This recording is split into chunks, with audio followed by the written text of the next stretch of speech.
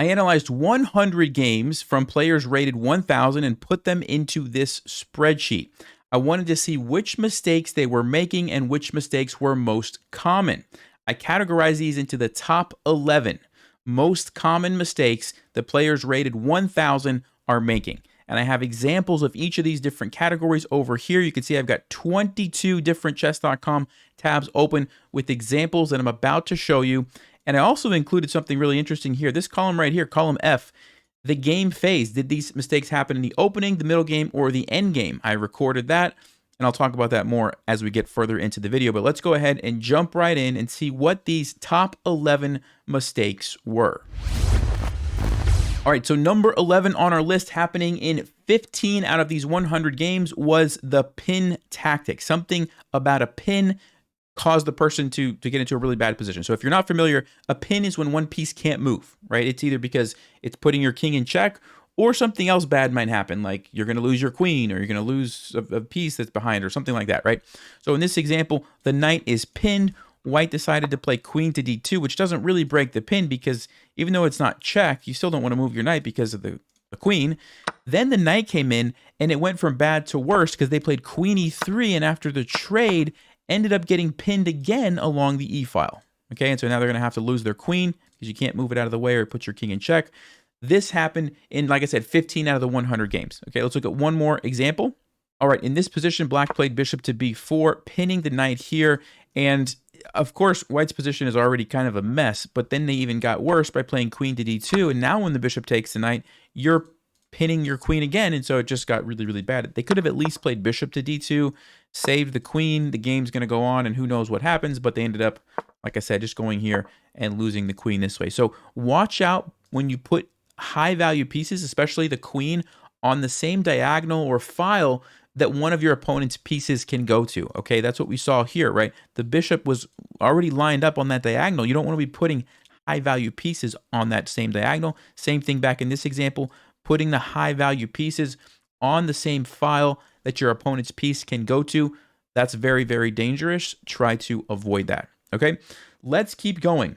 Number 10 on our list, happening in 16 of these games, was mate in ones, okay? Literally just checkmate in one move.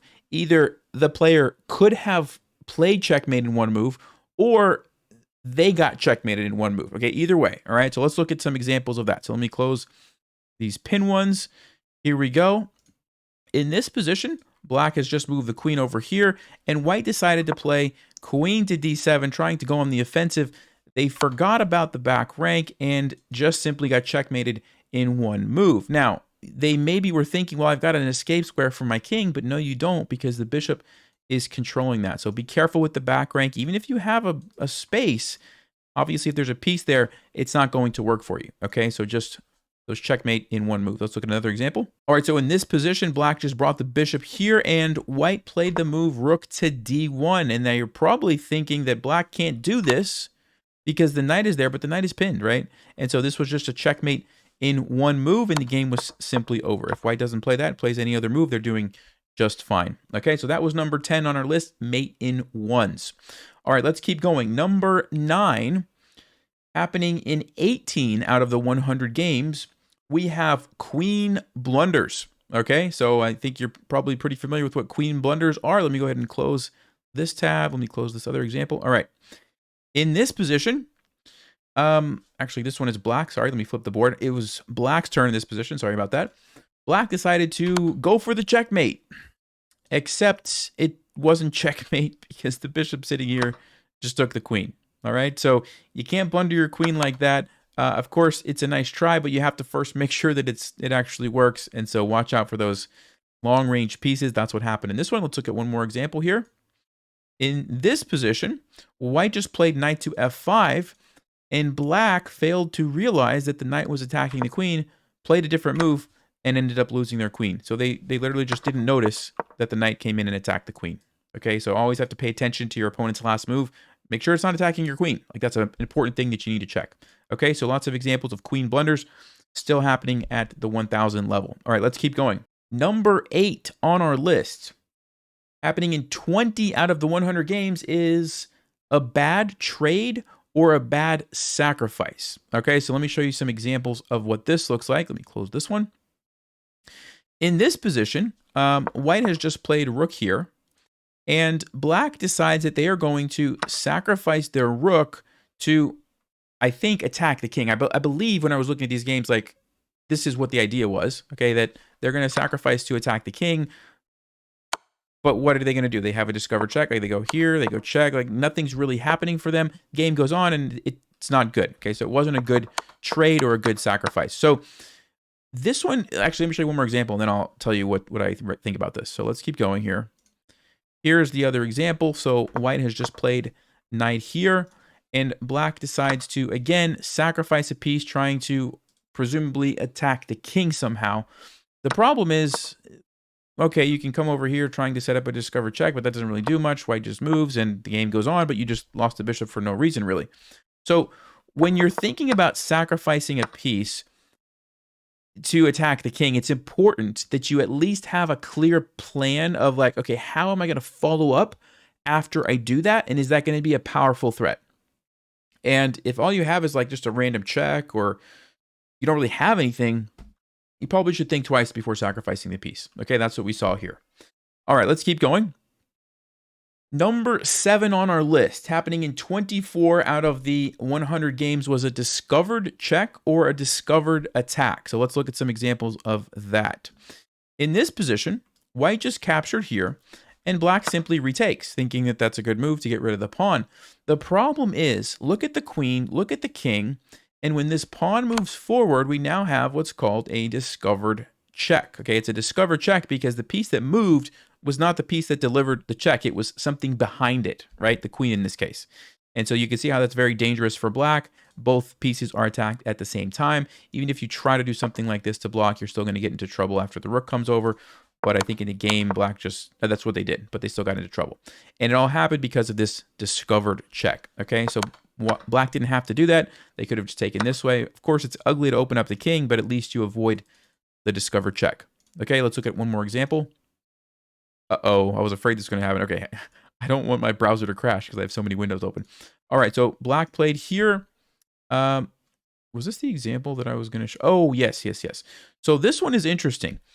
White plays the move rook to f1, and at first glance, it's like, okay, I'm not blundering anything right away, am I? But after the rook takes here with check, notice that the king is forced to move in line with the bishop, and now black has a discovered check. So this one was a little bit harder to see, a little bit more involved, but now black is in business, right? Because you can move the rook wherever you want, and the check on the bishop. And so what happened in the game, they went here, ended up taking this rook for free, and black now was doing pretty nice, okay?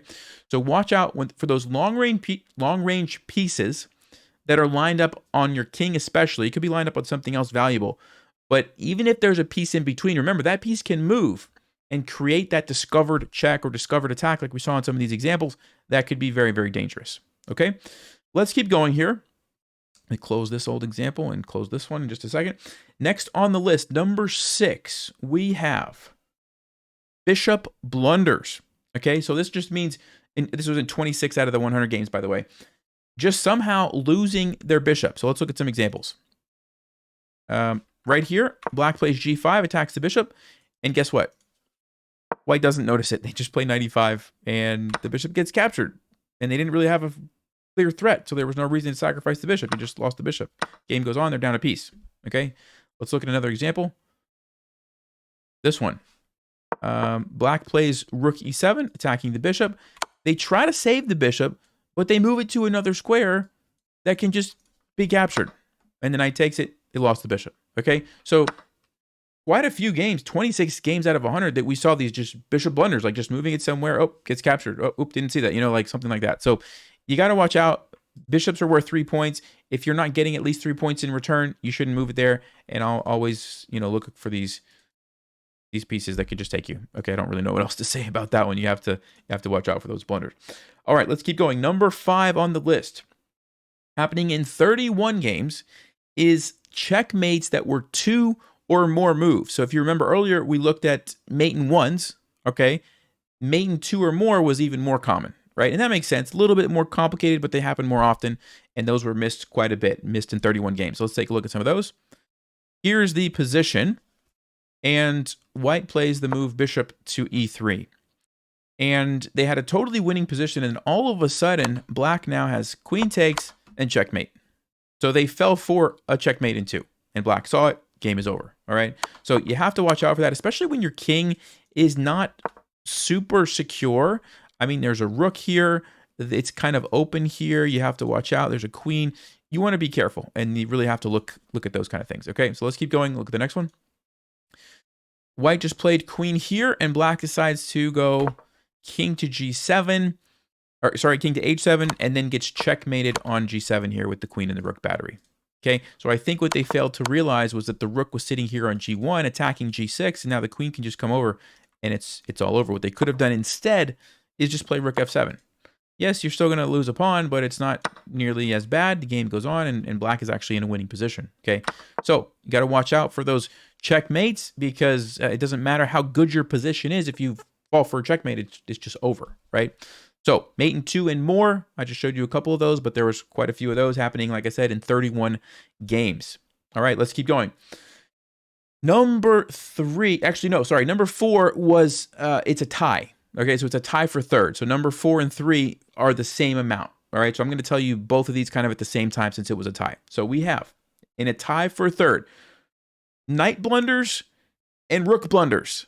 Okay, so you blunder a knight and you blunder a rook. Now, when I say knight blunders, I'm talking specifically about like you lose a knight, not a fork or something like that. You just lose your knight, or you just lose your rook. Okay, knight blunder, rook blunder. Let's take a look. Let me close this one. And here we go. I think I'm starting with the knight blunders. So black plays queen here, and white plays bishop c5. Yeah, this one I have the board switched around, but basically white didn't notice that the knight was being attacked by black's last move, and then they just lost the knight. Okay, so just not paying attention to your opponent's last move. By the way, this is a good moment for me to mention something while we're talking about blunders. Blunders are the single biggest #1 reason why people get stuck. They just keep blundering at some point during the game. Okay, so in my brand new course, Breaking 1500, I have an entire module on avoiding blunders, and I walk you step by step through my process, what I do every single time I play a game of chess, every single move, really, of how I avoid blunders. Okay, so if this is something that you're struggling with, definitely look into that.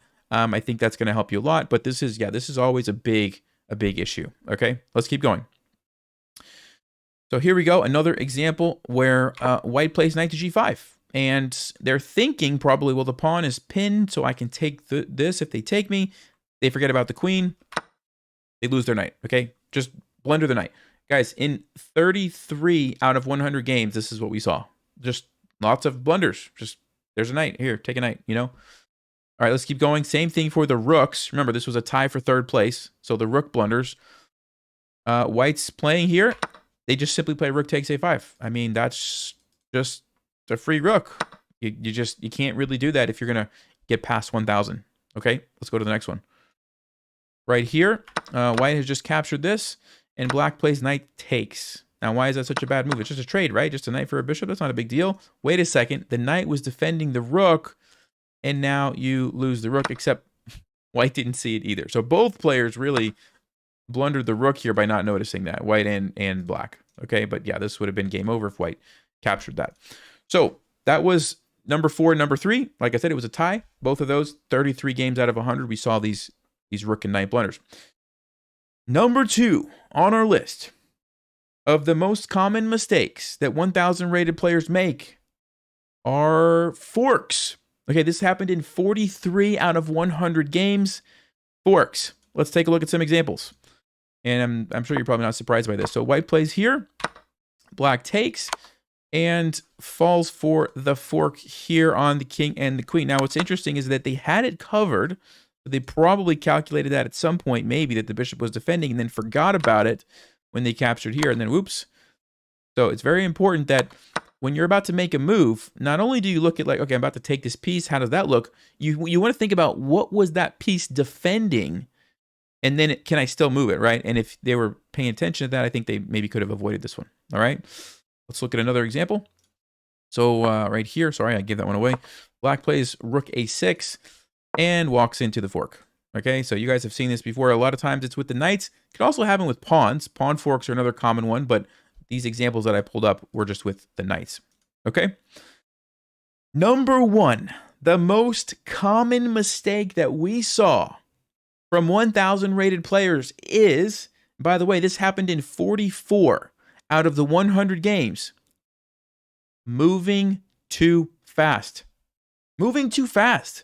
So going back to my spreadsheet here, let me do this for a second and look at this. These games were rapid games, okay? If you can see that there, like all of these games were rapid games.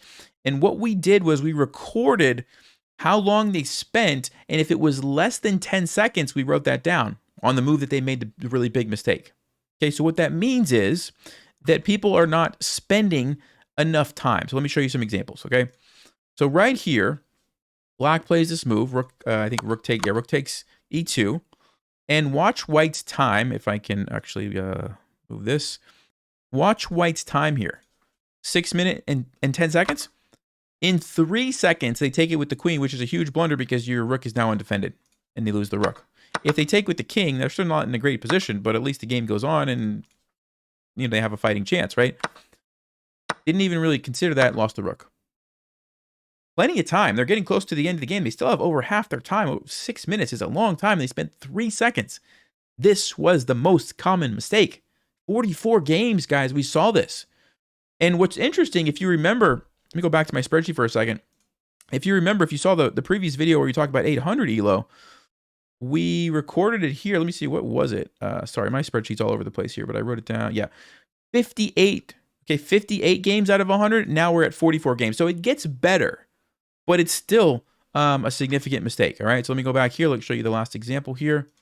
All right, so right here, white is on the offensive, puts the king in check. They go back, and then watch white's time. 808 goes down to 801. They spent 7 seconds to take the bishop, which is a huge blunder. Blunders the queen. Didn't realize that this rook was sitting over here defending. And by the way, they could have just taken the rook if they wanted to take a piece, and that would have been much better because they don't lose their queen now. So, but again, moving way too fast, okay? So a little better, but still a significant problem, 44 games out of 100. Now, the last thing that I want to mention to you, we recorded the opening, the middle game, and the end game, and let me go ahead and share that information with you now. So when it comes to the critical mistake that cost the player the game, only 9 out of the 100 games did that mistake happen in the opening. In 23 games, it happened in the ending. And in 68 games, it happened in the middle game. Okay, so the vast majority of the game-winning or game-losing mistakes, however you want to look at it, happen in the middle of the game. All right, and I'll say it one more time, a plug for my course, Breaking 1500, which is coming out in just a couple of days. But the primary focus of that course is actually the middle game. We talk about everything. We talk about the opening, we talk about the ending, but the middle game is a big chunk of it, because that is a significant area of the game where there's lots of critical moments, and that's where most of these mistakes actually end up determining who's going to win and who's going to lose. Guys, if you like this video, make sure to give it a thumbs up. 1200 and 1400 are coming next, so be on the lookout for those. As always, stay sharp, play smart, and take care.